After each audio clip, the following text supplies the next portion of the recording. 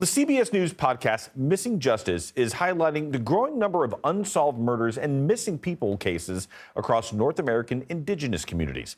On the Northern Cheyenne Indian Reservation in southeast Montana, there have been at least a dozen cases over the last few years.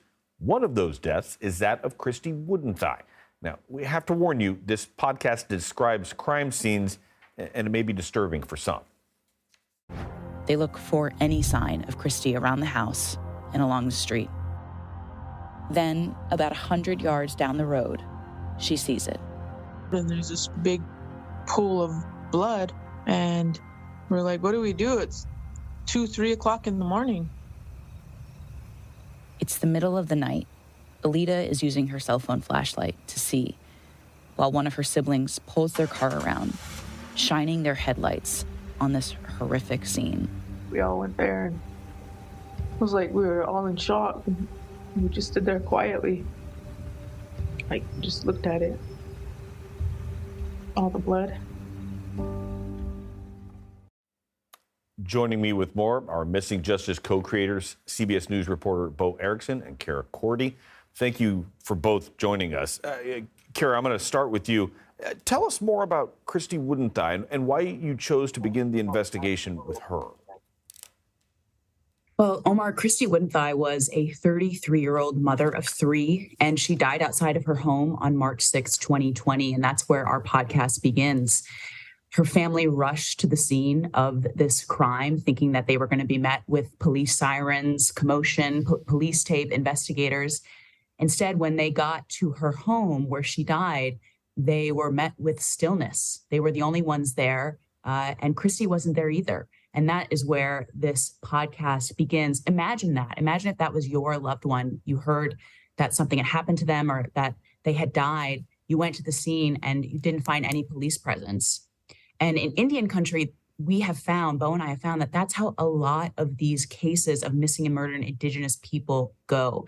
There is a break between these families looking for answers and federal law enforcement and federal investigators who are trying to solve these crimes. We wanted to focus on Christy because the more we looked into her case, we ourselves as reporters found more questions than answers. The more it unraveled, kind of the more confusing and bewildering it became to us. And so we're hoping through the 6 episodes of this series, listeners can get a better understanding of what life is like for so many Indigenous people on these tribal reservations across the U.S., and what life is like for the families of these victims who are just trying to get answers and justice for their loved ones. Bo, let me ask you, this is not isolated to Indigenous communities just in Montana. Tell us more about the scope of this problem and what's being done to help the Indigenous communities. Well, Native Americans report being victims of violence and also are reported as missing people at much higher rates than the general public. So that's why Cara and I are asking, what is government doing to try to address this crisis? And that's why we really focused on the federal government, because it's actually the responsibility of the federal government to investigate and prosecute major crimes on Indian reservations throughout the country. So this ranges from anything from assaults to homicides. And the office that is supposed to be prosecuting these crimes are the U.S. attorney's offices throughout the country. And when you look at if these cases are actually making it all the way to be prosecuted, you see that about 40% of these major crimes, they are declined to be prosecuted. And when you look at the details of that, U.S. attorneys are saying it's because of insufficient evidence. And so that's why Cara and I really focused on one of the federal law enforcement agencies that is responsible for investigating crimes. And that, Omar, is called the Bureau of Indian Affairs Law Enforcement. And though they are focused in the Interior Department. And so that is a law enforcement agency that you'll really hear throughout this series. And do you also, quick follow-up, but do you guys also kind of describe about, I mean, they're sovereign nations. I've covered Native American tribes. It's not just like the U.S. government can go in there. Do you guys explain some of that?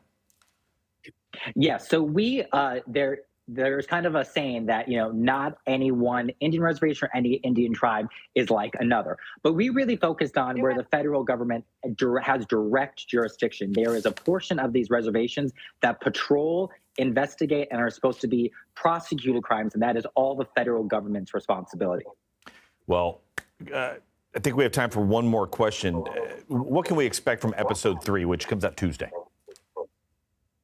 Well, on Tuesday, Omar, we're really going to look into the BIA investigation. That's exactly what Bo was just talking about, that it was the Bureau of Indian Affairs, a federal agency that investigated this crime on the Northern Cheyenne Reservation in Christy's case. So we as reporters try to uncover what exactly happened that night after her family found out that Christy had died.